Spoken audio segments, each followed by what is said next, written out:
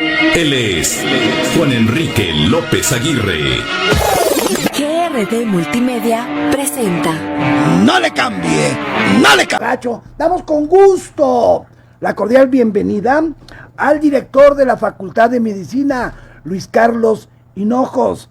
Él es neumólogo pediatra en el estado de Chihuahua. Antes que nada, doctor, muchas gracias por acompañarnos. Al contrario, Juan Enrique, muchas gracias por la invitación. Gracias, doctor, por la invitación aquí. Eso de doctor, quíteselo, por favor, porque si no, después al rato va a venir a consultarlo y decir, ¿qué pasó?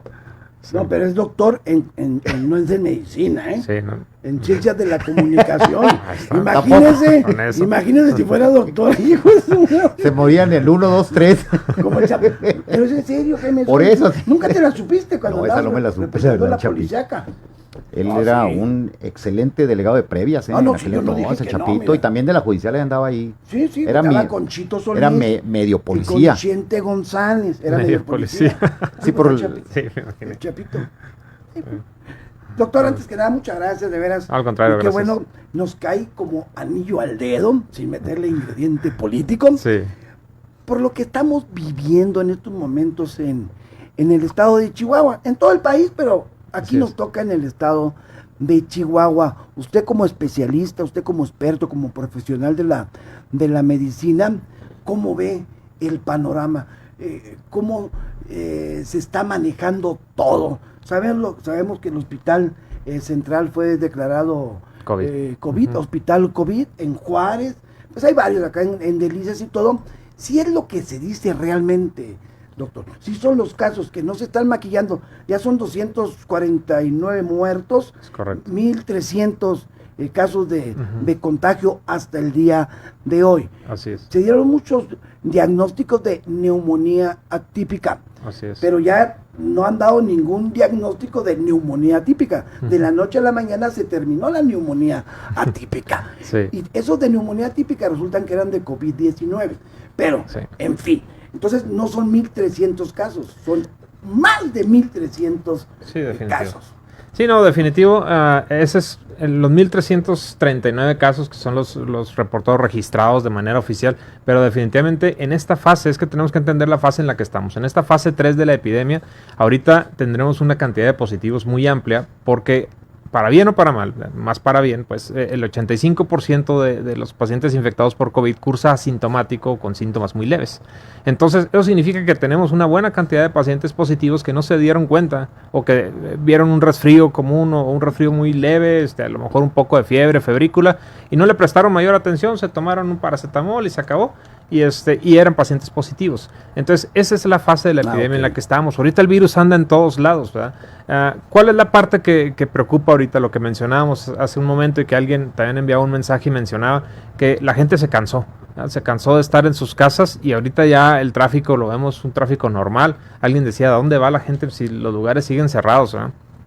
Pero la gente se cansó, ya salió a las calles y eso es algo que preocupa porque estamos en la parte más alta. Y hay muchos memes respecto a que López-Gatell tiene mucho diciendo que estamos en la fase más crítica, pero estamos en esa fase crítica, ya con 249 defunciones en el estado, cuando a principios de año incluso se dudaba de que fuera a llegar.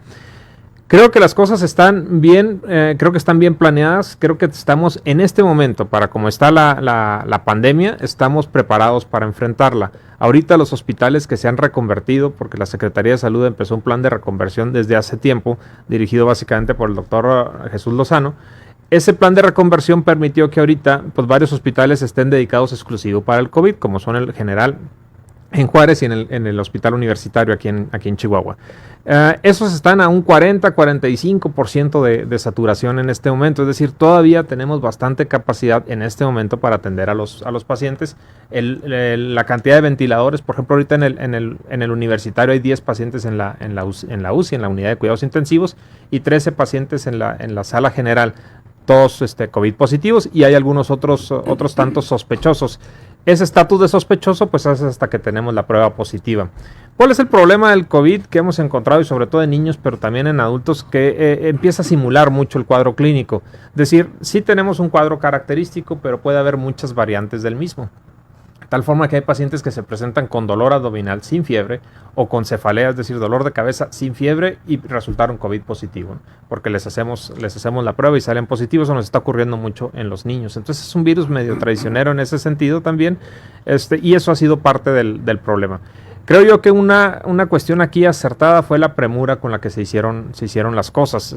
La Secretaría de Salud, cargo del doctor Grajeda, prácticamente desde enero empezaron a hacer reuniones y establecieron el comité con la en aquel entonces directora de promoción de la salud, ahora subsecretaria, que es la doctora Mirna Beltrán. Desde enero empezaron a hacer planeación de compras, por ejemplo, en la parte administrativa, también de Secretaría de Salud. La parte administrativa se ha esforzado bastante y ha hecho, creo yo, las cosas de manera muy correcta, porque desde entonces empezaron a hacer compra de insumos. Entonces, muchos de los insumos, que algunos ya se consumieron, pero muchos de ellos se compraron a precio todavía normal, ¿no? Porque aumentaron, sin exagerar, 5 o 6 veces el precio en los siguientes meses. Entonces, creo yo que eso ayudó bastante, esa premura, esa planeación con la que se hicieron las cosas, tanto aquí como en Ciudad Juárez y en el resto del estado. Eso nos está ayudando. Ayudó que la gente se metió a sus casas un buen rato. Ustedes veían las calles bastante vacías, como domingo en la tarde se veían, pero ahorita ya se cansó la gente. Esa es la parte que preocupa de ahorita en adelante, cómo nos va a ir con esta salida de la gente a las calles. Bueno, hasta peor, no, doctor, porque van a ser más los contagios. Así porque es. nos decían que del 10 de mayo a la fecha, por el Día de la Madre, que la gente salió, se dispararon los contagios. Sí, lo mismo pasó el Día del Niño, también la gente se reunió, que las pizzas famosas y todo esto. Entonces se dispararon los contagios. ¿Y cuál es el problema de esto? Que se saturen los sistemas de salud, ¿no? Los hospitales privados ahorita están, digamos que un 60-70% de las unidades COVID. Es decir, los hospitales privados lo que hicieron fue designaron cierto número de camas porque ellos tienen que seguir recibiendo pacientes de otro, ¿no? Eso es otra cuestión importante. La Secretaría de Salud también está viendo mucho por esa parte, o sea, no dejar fuera al paciente diabético, hipertenso, a todos los crónicos degenerativos, porque se tienen que seguir atendiendo. De otra forma vamos a tener una epidemia de descontrol de estas enfermedades en unos meses. Entonces se tienen que buscar cómo seguir atendiendo a estos pacientes. Entonces esa es otra cuestión que se está viendo, ¿no? Entonces básicamente así está el panorama. Creo yo que se ha controlado bastante bien. 249 defunciones pues son muy lamentables, pero dentro de todo pues estamos dentro de los parámetros que se habían previsto, que se habían planeado. O sea, en porcentajes, vamos a decir, son muy pocos los muertos en Chihuahua. A lo que se había pensado, sí, porque se había pensado incluso que a estas fechas tendríamos 400, prácticamente el doble. Casi el doble se había previsto en un escenario muy catastrófico, que de hecho era básicamente Sedena quien tenía ese escenario para Chihuahua de 400 defunciones a esta fecha. Entonces, pues vamos bien en ese sentido. A los pacientes, algunos llegan ya muy graves a los hospitales, eso nos ha ocasionado. Un foco rojo va a ser Juárez, sigue siendo, y va a seguir siendo. Pues ¿dónde se están dando los muertos?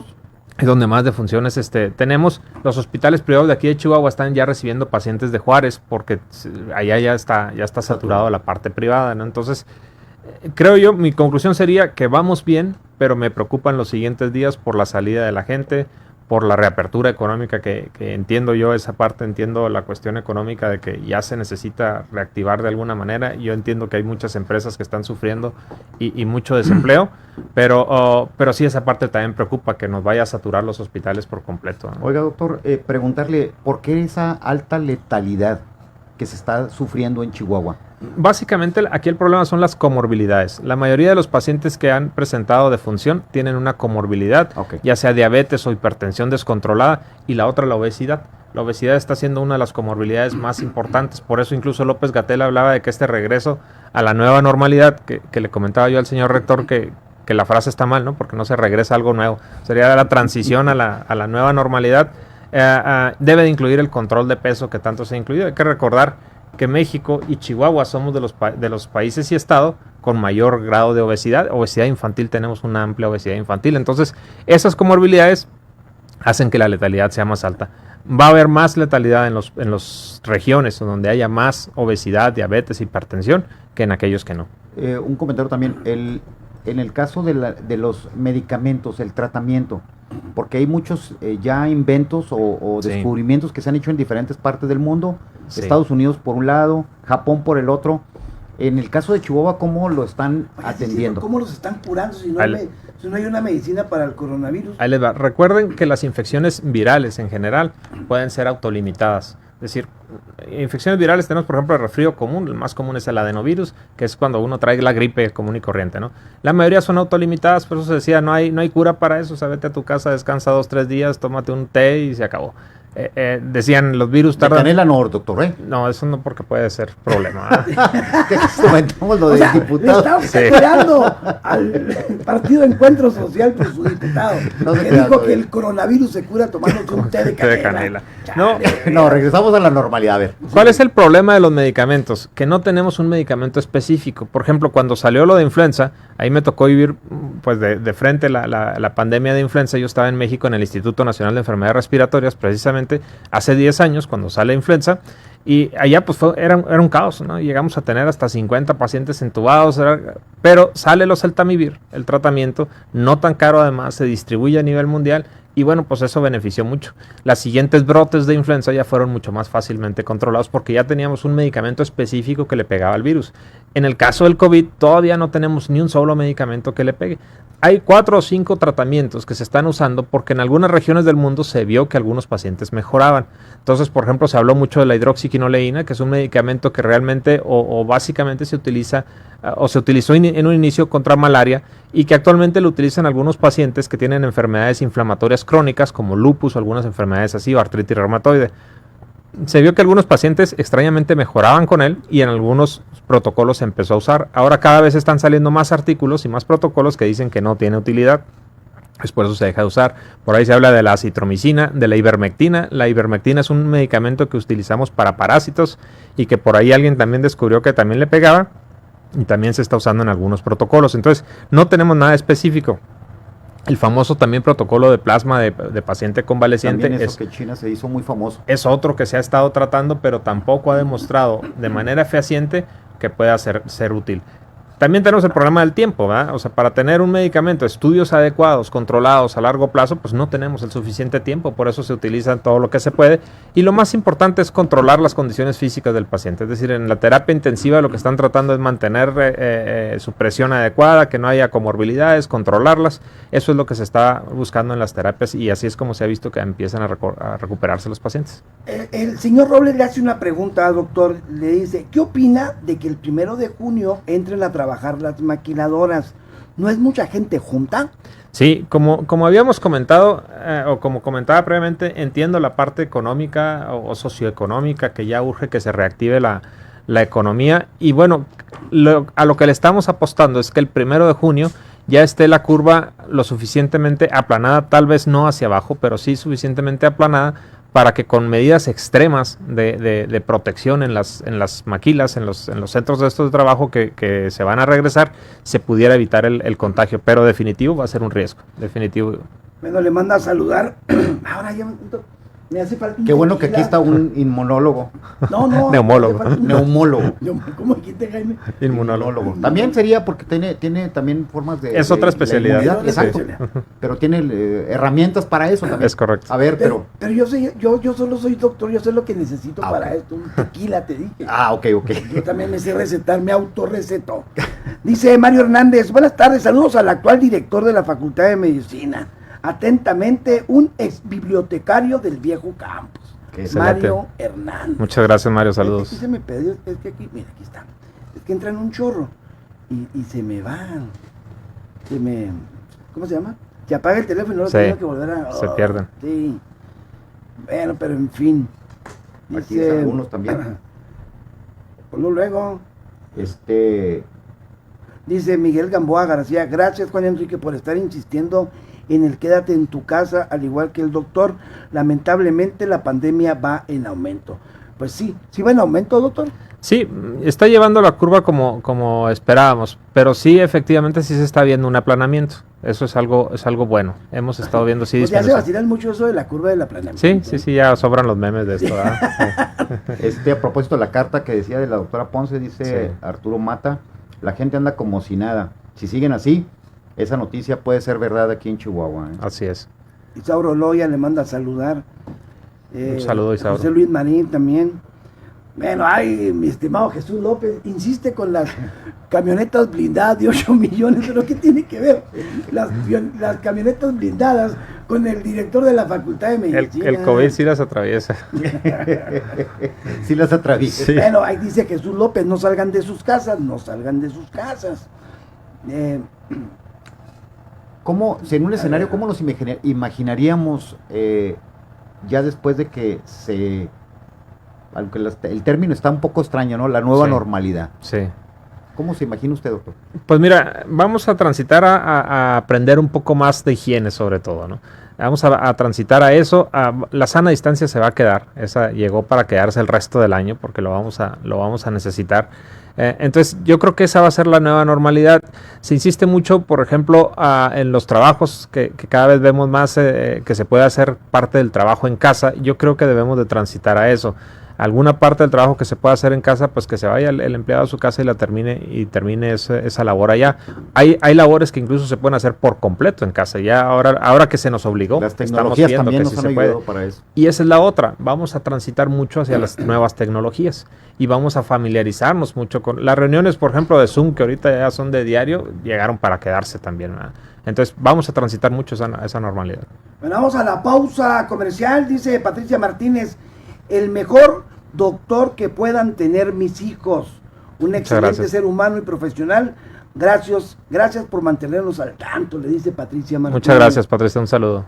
Priscila Peñaflores, Luis Carlos Hinojos, un excelente médico y un ser humano, saludos. Muchas gracias, saludos a Pris. Bueno, ya dijiste el de, mira, José de Jesús Marroquín, el ingeniero, licenciado, le manda saludar. Muchas gracias, un abrazo al doctor. Bueno, le mandaba a saludar también un mugroso. Una ¿cómo se puede decir? Inmunidad. Me parece, una inmunidad colectiva, que también se habla también mucho. Sí. ¿Llegaremos a ese nivel también? Sí, aunque específicamente hasta que tengamos una vacuna. Ok. Aquí a lo que debemos de aspirar es a que se desarrolle la vacuna. Todos los esfuerzos que se están haciendo realmente es para contener el virus en lo que se logra desarrollar la vacuna. Que un año es lo que sí habla mucho, doctor, ¿no? Esperemos que no ocurra que cuando ya esté la vacuna haya gente que diga, no me la pongo porque me da fiebre o porque es un O lo es que un decíamos complot ayer en el programa, ¿no, Juan Enrique? Sí. Lo de una persona que decía que le iban a implantar un microchip Sí. Sí. para saber cómo andaba ya Salud. Nos quieren compro internacional. Sí.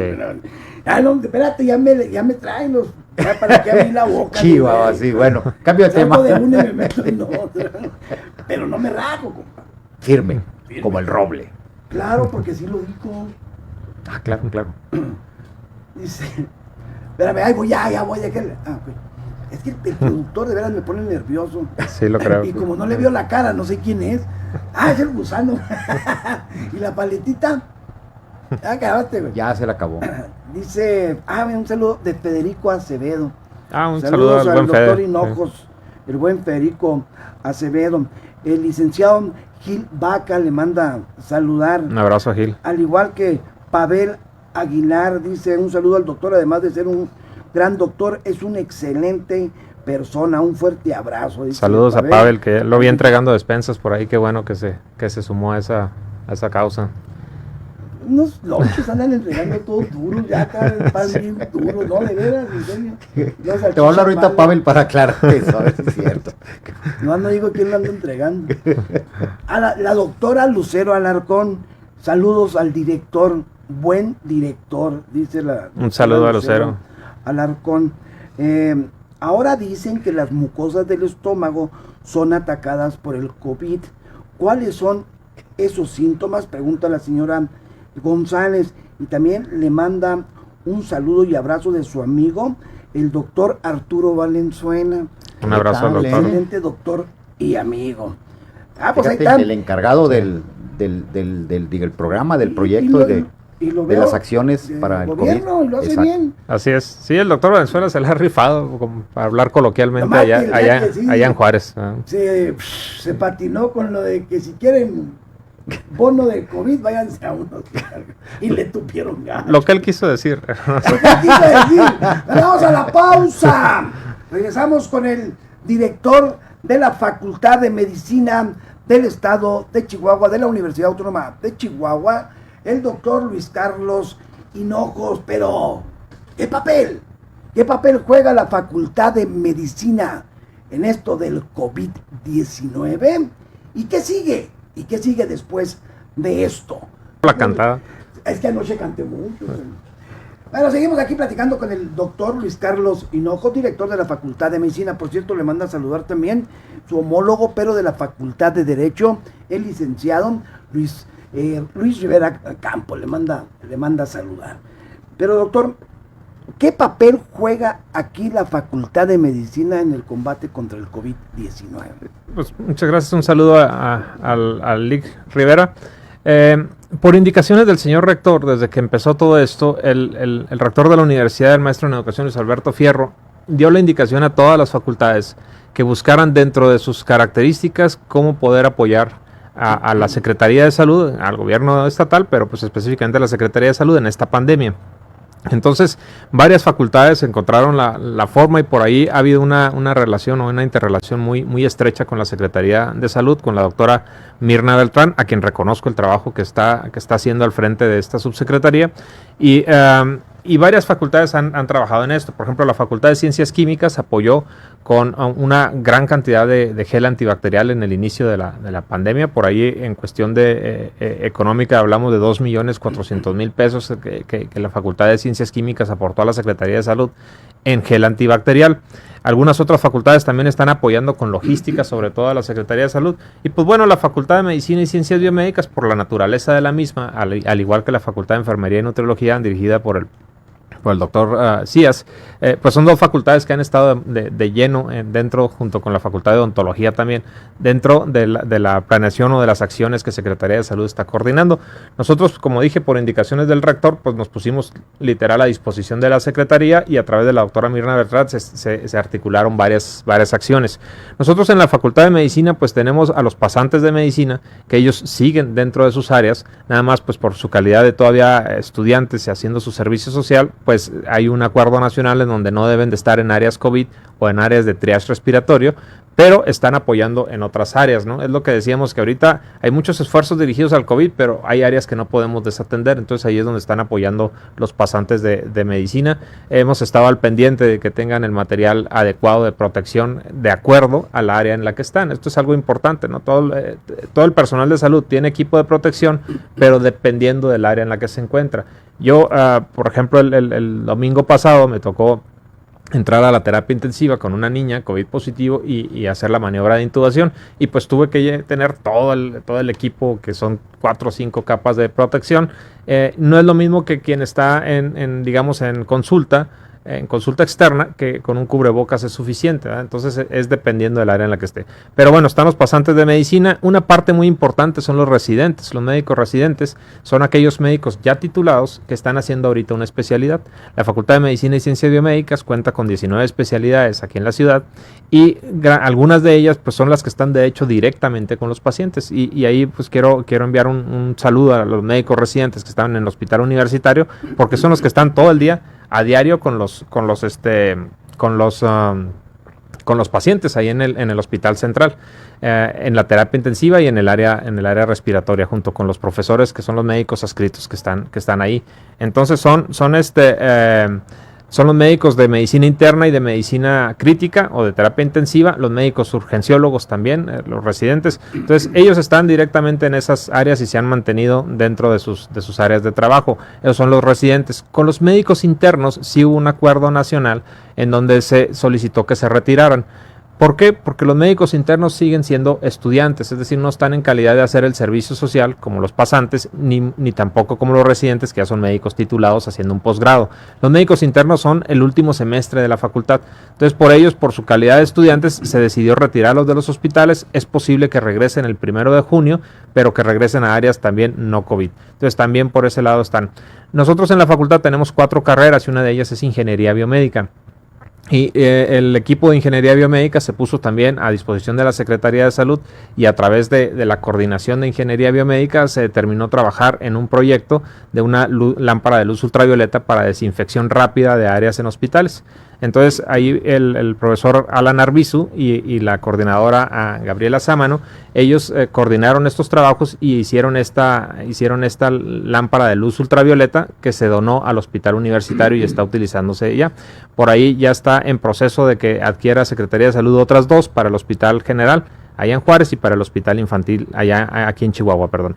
Entonces, ahí esa parte de Ingeniería Biomédica trabajó en esa parte. Salud Pública, los alumnos de Salud Pública han estado trabajando o trabajaron mucho al inicio de la campaña, al inicio de la pandemia, en campañas de prevención de la salud y promoción de la salud, el lavado de manos del que hablábamos ahorita, ¿no?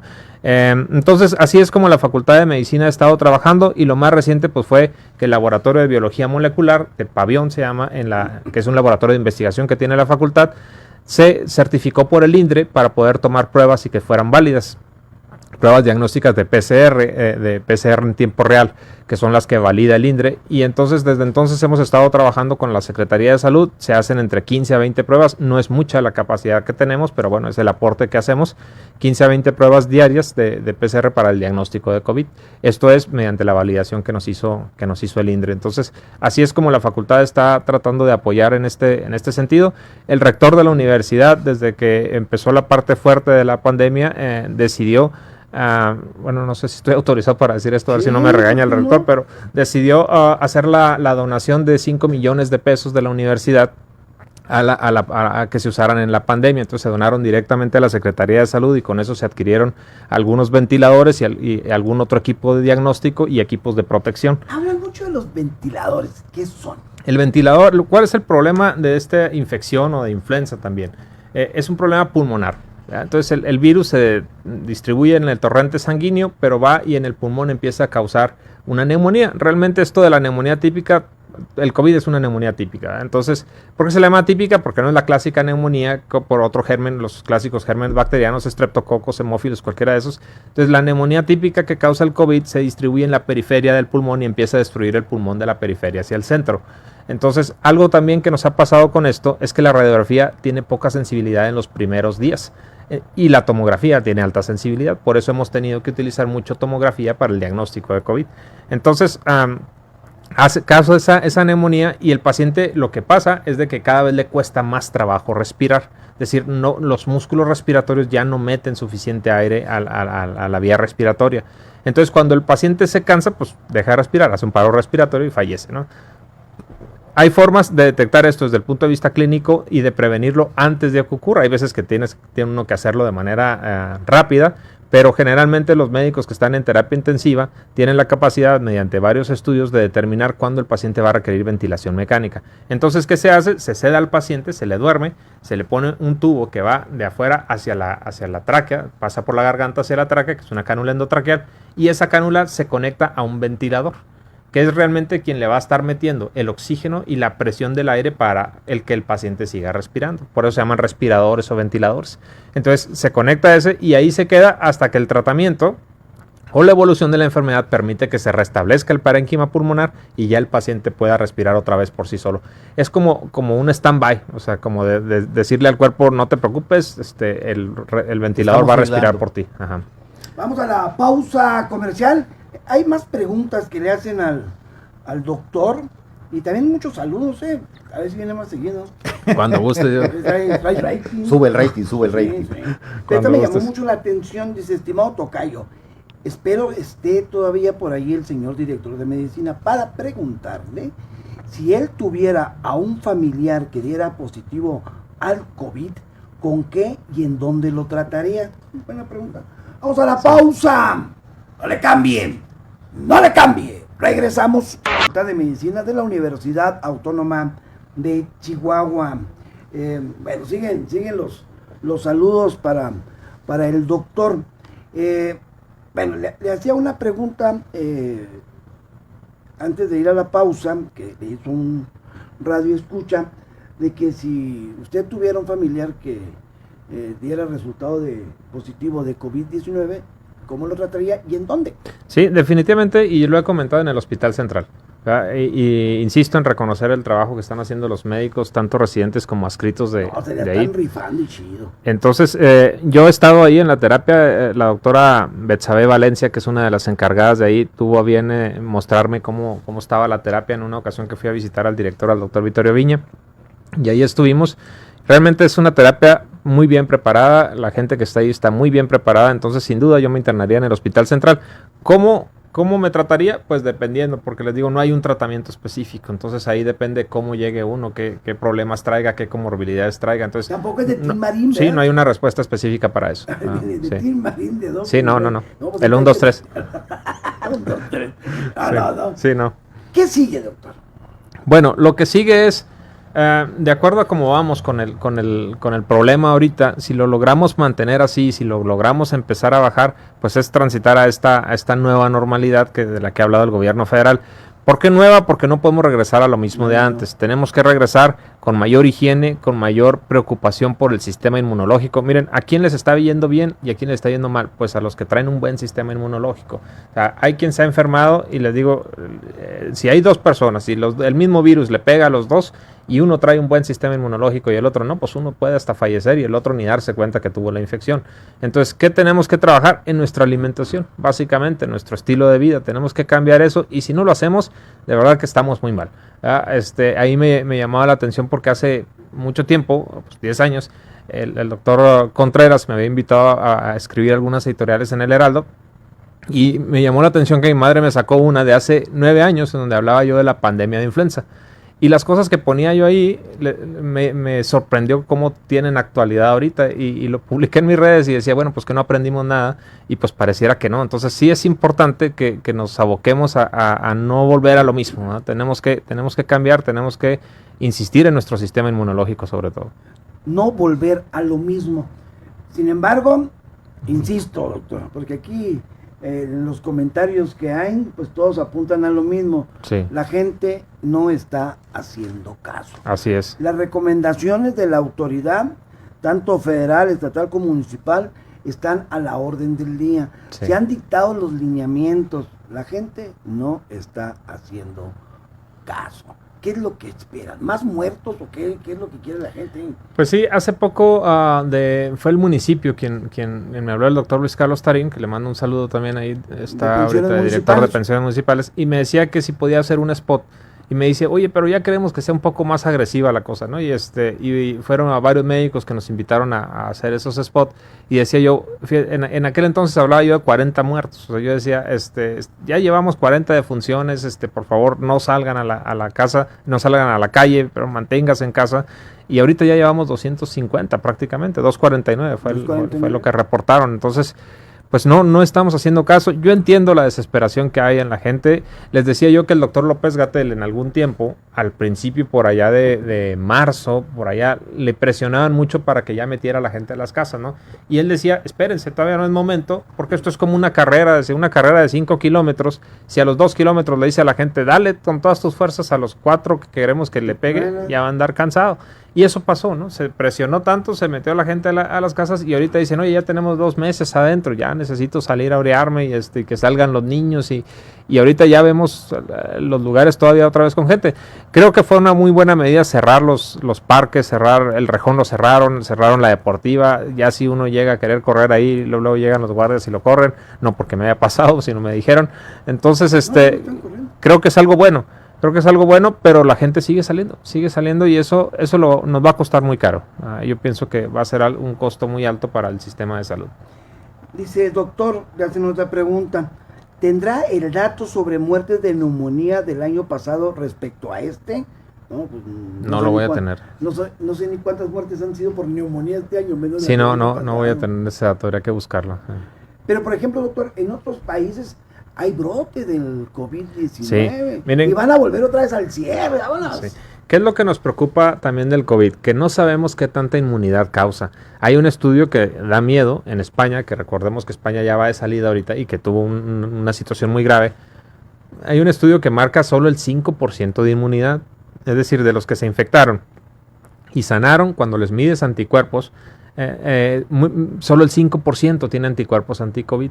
Eso es algo muy, muy fuerte, muy severo, porque estamos hablando de un virus que no tenemos tratamiento, que no tenemos vacuna y que no causa inmunidad. O sea, eso desde el punto de vista epidemiológico, médico, es algo que le pone a temblar a cualquiera, ¿verdad? Entonces, eso es algo que nos preocupa. Hemos tenido casos de reinfección que son muy, muy, muy extraños, pero también que llaman mucho la atención. Un paciente se infecta, cumple sus días pues, habituales de la historia natural de la enfermedad, se le toma prueba y sale negativa y al tiempo vuelve a obtener síntomas y vuelve a salir positivo. Entonces no desarrolló inmunidad y eso también es algo que da temor. Ya está demostrado un caso de transmisión vertical, o sea, de la madre al bebé. Entonces también toda esa parte, como dije, es un virus nuevo, es una enfermedad nueva, estamos aprendiendo, pero entre más aprendemos, más temor nos da. Entonces es un virus que hay que tenerle mucho respeto porque pareciera haber aprendido de las otras pandemias y haber agarrado todos los mecanismos en contra y traerlos ¿no? Por ahí hubo también un reporte que asustó mucho, que a mí me asustó mucho, que se decía que el virus tenía neurotropismo. ¿Qué es esto? Que el virus entra a la sangre y, como les dije, se distribuye por todos lados, pero va y busca las células del sistema nervioso que regulan la respiración, las bloquea y así fallece el paciente. Entonces tú dices, oye, este virus es demasiado bueno, asesino, simplemente sí causó mucho temor ese tipo. Pero no fue así. Pues aparentemente no, ya no se está viendo. Hay otro mecanismo fisiopatológico que tiene el virus que también preocupa, que lo mencionábamos ahorita, que es el daño endotelial, causa microtrombos en la sangre que pueden causar problema a distancia, y eso sí está demostrado y es parte de lo que en terapia intensiva están los médicos tratando de evitar. Usted es pediatra, doctor, su especialidad, pero en esto del COVID-19 los menos han sido los niños. Eso es algo que también nos llama mucho la atención. Precisamente al doctor Mario Soto, mi maestro en neumología pediátrica aquí en Chihuahua, y a un servidor, y en general a la pediatría, que a nivel internacional casi no le está pegando a los niños. Y los niños que se enferman cursan con cuadros muy leves. Es raro el niño grave que tenemos. Aquí habíamos tenido un niño de 10 años, precisamente el doctor Soto lo tuvo ahí en el Hospital Ángeles.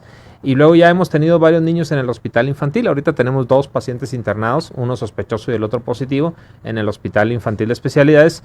Y la única niña grave es esta pequeña Isabel que les comentaba que el fin de semana tuvimos que entubarla. Me comentaron los médicos de guardia que ayer en la noche la lograron extubar. Entonces tienen una buena evolución, están llevando una buena evolución. No sabemos exactamente qué está protegiendo a los niños.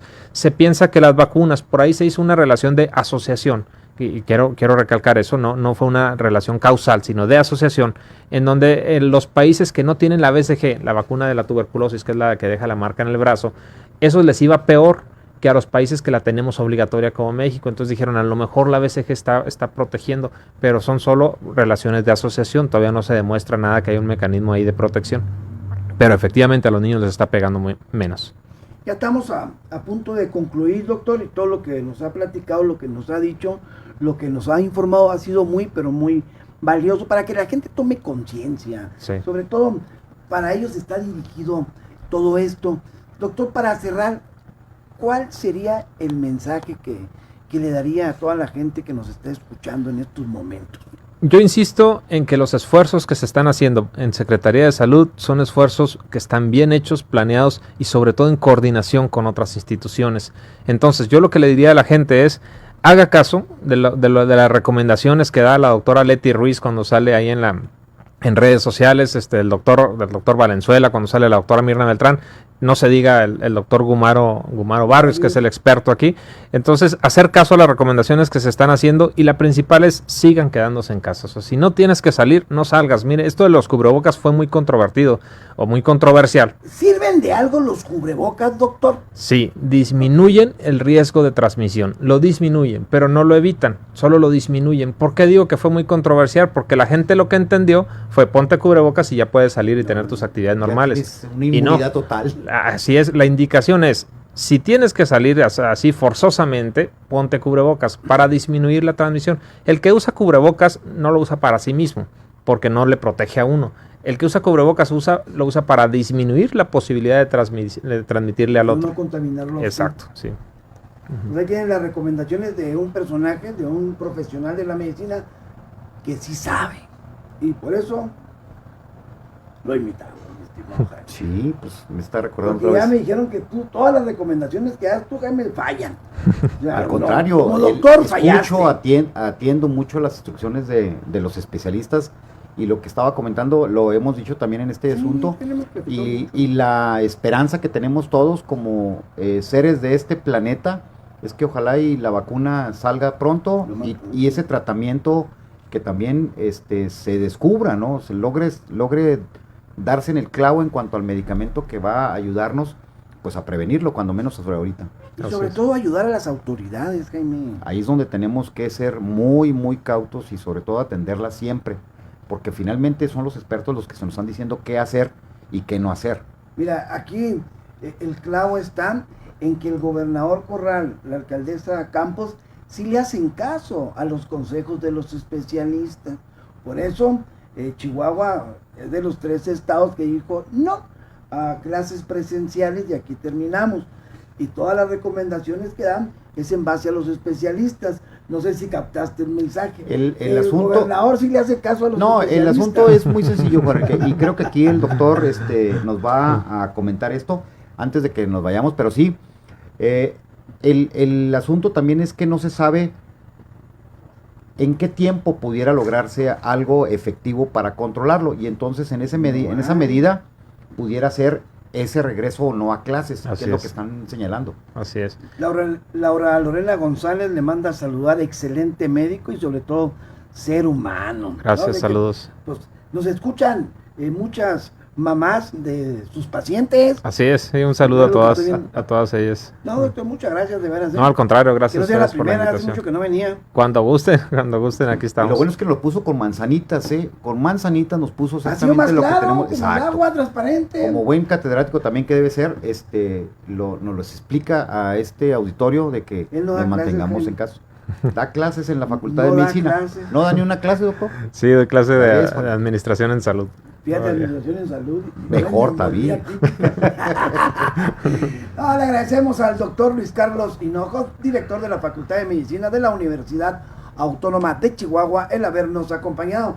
También al doctor, pero en comunicación no lo van a confundir y te pidan consejos, los matas a la fregada, Jaime.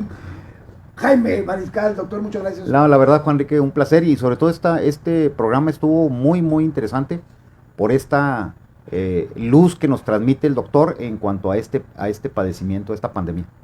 Pues yo lo dejo con don Pedro Zavala, allá desde la comodidad de su residencia en la Ignacio Allende.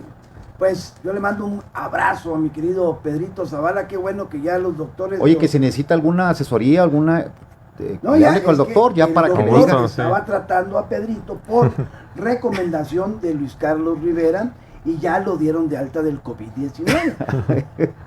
Tiene COVID-19. Tenía. A ver, ¿no? yo sí no te creo en esa parte, Luis porque Carlos Rivera le recomendó al licenciado, al doctor Luis Carlos Hinojos, tratar a Pedro. sí, doctor, ¿es cierto eso? Lo que diga Juan Enrique es cierto. Bueno, Pues ayer me atacó Pedrito, ayer me atacó de las pechuguitas de pollo. No le cambie, no le cambie. Hasta el lunes. GRD Multimedia presentó. No le cambie. Una producción de Antena 102.5 FM, conducido por Juan Enrique López Aguirre. La exclusiva y la mejor información de la farándula política están aquí. No le cambie, no le cambie. Llevando a usted las exclusivas de una manera diferente. En Antena 102.5 FM. Marcando un estilo informativo en radio.